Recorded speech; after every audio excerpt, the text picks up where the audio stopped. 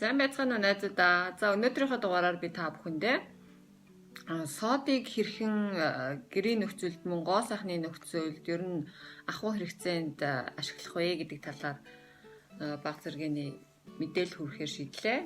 Мөнгө хэмнэхээр маш ойрхон тийм зүйл. За энэ наатхуун буюу монголоор сод гэж ярьдаг. За энэ маань бол одоо нөгөө нэг N-үүд гэж мэдэн штэ та бүхэн.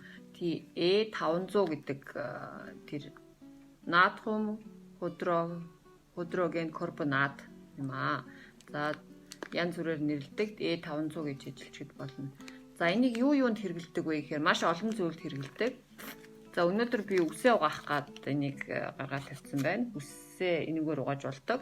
Хуураагаар нь үсээ жоохон чиглэж агаад хуухандаа дүрхээд хэсэг байлгаж агаад усаар зайлаад угаачдаг байгаа. Тэгээд дараа нь араас нь алюминий цугаар устаар шингэлээд зайлахаар шампунь хэрэглэхгүйгээр үсээ угааж болдог юм аа. Үснийхаа ургалтыг сайжруулъя, үсээ тижээлэг гоё өмлөг болгоё, үсээ ургуулъя гэдэг тийм чаленж өөртөө заргалчаад за тэгээд тэрнээсээ та бүхэндээ бас хуваалцах гэж байна. За би үсээ та бүхэндээ наатриум буюу содоор яаж угаадаг, шампуньгээр яаж угаадаг талаар та бүхэндээ танилцуулъя. За би үсэндээ маск тавьсан байгаа. За ингээд хатаад ирсэн байна. Үсээ норгож жогоод одоо юм наатриум буюу сод хуухандаа ингээд сайн бүр ингээд тараагаад бүрхээдэг юм. Хуухандаа ингээд сайн массажлаад тэгээд хэсэг хугацаанд байлгаж агаад усаар зайлаад угаачиж болно. За зайлсныхаа дараа зайлахтаа та бүхэн одоо жишээлбэл ийм халгаа байна шүү дээ тий. Халгаа би гарданда зориуд ургуулсан байгаа. Тэгээд энийгээ бас иддэг. Тэгээд мөн үсээ зайлахаар одоо бэлдсэн байна. Энийгээ халуун усанд хагас цаг юм уу цаг орчим идэвшүүлж агаад тэгээд тэрнгүүрээ зайлчна.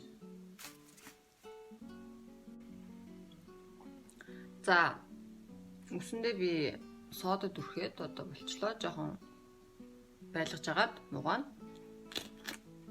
Энэ хооронд би халгаагаа идэвшүүлээд гэх юм. За буцлуулсан хийгээл тэгээд цай идэвшүүлж байгаа юм шиг идэвшүүлж чинь тэгээд шүүж аваад та бүхэн эднэргээ бас уурчж болно. Халгаатай цай гэж бас байдаг. Цус сайн түлжүүлдэг, маш их төмрөөр баялаг. За би бас нэг бичлэг дээрээ харуулж исэн. Халгаанд яаж хатгуулахгүй түүх вэ гэдэг. Тэгээ халгааны талаар баг цаг мэдээлэл өгсөн байгаа. За би бол халгаанаас айдгүй. Тэгээ ингээ гараараа шууд бариад идэг. Яаж халгаанд хатгуулахгүй барих талаар та нөгөө бичлэгнээс үзээрэй. За тэгээ би халгаагаа идэвшүүлж байгаа хоорондоо та бүгдээ бас нэг мэдээлэл өгье. Бас одоо ер нь л бидний бүх идэж болох зүйлээр бол бид нар гоо сайхандаа хэрэглэж болно. Бас одоо нөгөө гоогн мэйл гэж ярьдаг. Одоо манайхаар бол хөх тарианы гурилаар бас үсээ угааж болдог. Тэрийг би бүхэн дараа өөрөө угаахтаа бичлэг хийж үзүүлье. За яа. За би үлсээд байна. Өөрсдөө идэх.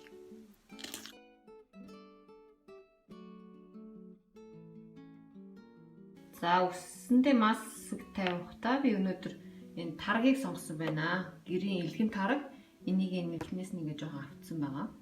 За ийм илгэн таргаар маск тавина өнөөдөр.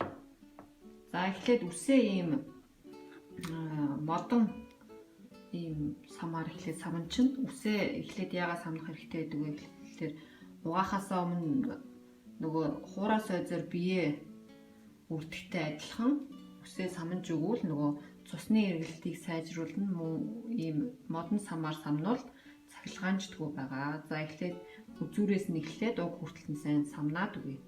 За тэгээ үснийхээ уганд ийм эсгсэн таргаа дүрхээд за аль болох удаан байлгах тусмаа сайн. За нэг 30 минут хамгийн доотлол нь байлгаад угааж авнаа. За ингээ үсээ сайхан ингээд орооцолтойг нь гаргаад самчаад за энэ таргаа ингээд хуухандаа төрхөн үзүүр хүртэл нь бас төрөж болно. Үзүүр хүртэл нь ч төрсөн болно. За би ингээд байрны хооронд суучлаад тусвал байна руугаа тусгах гээд. За За ингээд энэ маань нэлээд эсгэлэн үнэрч чинь яг л хөдөөний айлд очихоор юм эсгэлэн тараг өгөөд идэг яг тэрэн шиг л үнэрч. За ингээд угаас нь үзүүр хүртэл ингээд таргаад өгөх юм. Таргаар бас ингэж нүүрэндээ маск тавиул маш сайн цайрдаг гэдгийг та бүхэн бас мэдэх үү? Нүүрэндээ бас энэсээ төрхөж болно үлдсэн нь. За энэ маань үсэнд маш сайн тижэл өгдөг, үсийг маш сайн чиглэдэг мөн үсний хуйханд маш сайн тижэл өгдөг байгаа. Зөвхөн дотроос уухшаас ингээ үсэндээ за ингээ үснийхээ үзүүрлөө бас гэхэд үсний яг тос төрөх юм шиг. За ингээд үсэндээ бүгдийн төрхөд дуусчлаа. Шилтэй тараг маань дууссан ба. За ингээд үсээ боогоод мөр шиг ингээд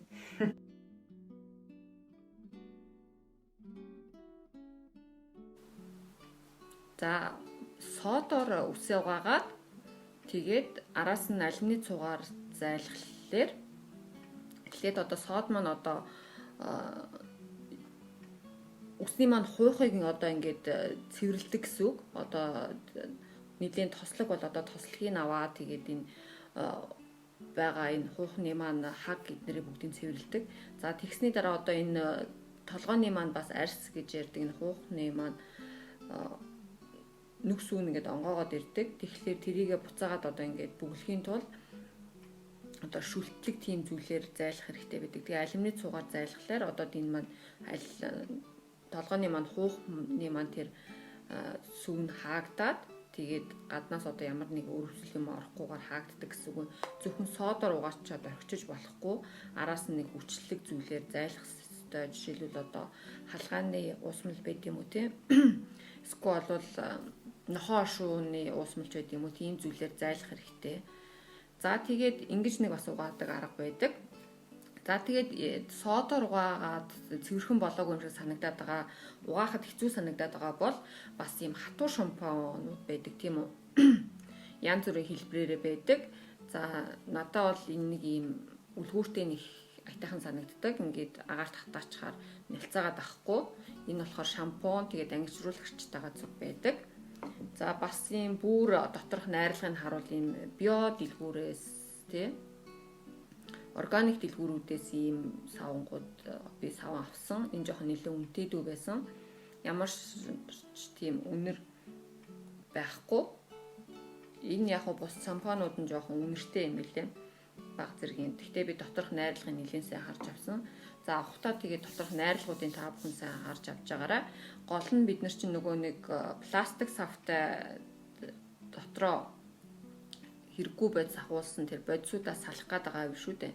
Тийм учраас юм хатуу савн руу ихлээр шилжиж болно.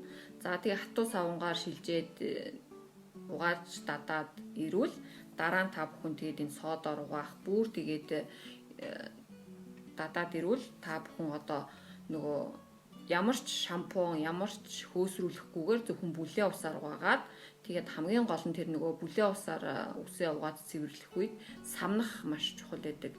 Одоо нөгөө нэг Google-ийн дээр гардаг штеп нөгөө нэг урт үстэй хүүхэн ингээл үсээ самнаад байдаг. Тэр чинь бол үсээ цэвэрлж байгаагийн бас нэг тийм шинж. За тэгээд ихэд бол дор хаяж 10 минут үсээ самнах хэрэгтэй. Тэгээд самнахтаа бол зүгээр тийм пластик самар биш. Байгалийн гаралтай тийм хатуу дуу үсээр хийсэн сам байвал эсвэл бол ийм арцгар ийм хусуур шиг юм гэдэг чинь ингээд хуйхын ингээд самчдаг. Тийм зүйлүүдээр хуйхаа цэвэрлж агаад тэгээ бүлээн усаар зайлаад угаадаг байгаа. Тийм арга байдаг. Би бол тэрнлүү шилжихийг маш их хүсэж байгаа. За тэгээд ер нь бол үсээ болж өгвөл та бүхэн бас арьсшгээ сайхан хайрлаж ах хэрэгтэй. Үсэнд бас хүний мэдээлэл байдаг гэж үздэг тийм үү? Хүний үснээс аваад гений тодорхойлдог бүх мэдээлэл авдаг шиг үсээ бас та бүхэн бас хайрлаж ах хэрэгтэй. Тэгээд гартаа тааралцсан шампунь эсвэл зүгөөллөөр угаах биш. Ер нь бол тэр шампунд байдаг ангижруулагчинд байдаг зүйлүүд маань силикон гэдэг зүйл агуулгадаг. Зөвхөн угаасны дараа л ингээд энэ зөөлхөн намирсан мэдрэмж төрүүлдэг болохоос биш. Яг ингээд та бүхэн тэрийг хэрэглэхгүй ингээд байхлаар юм арцаасан юм хатуу болгоцсон байдаг. За ингээд ийм байгалийн гаралтай аль болох юм байгалаас зүйл хэрэглэх тусам таны одоо энэ толгойн хуух маань ч гэсэн өсний маань уг маань ч гэсэн бэхжиж ирдэг, өс маань ч гэсэн юм хатуу болж ирдэг. Та бүхэн тэгээд надтай цуг дагаад энэ челленжид оролцоорой. За тэгээд сайхан өс сайхан бол зүс сайхан. За тэгээд та бүхэн байгалийн ухааныг сонирхдог, аль бүхэн байгальтайгаа ойрхон байдаг бол миний сувгийг дагаарай. Тэгвэл надтай хамт дагаад суралцаад явах болно шүү. За та бүхэнд баярлалаа цаг гаргаж үзсэнд. Дараагийн дугаар хүртэл баяртай.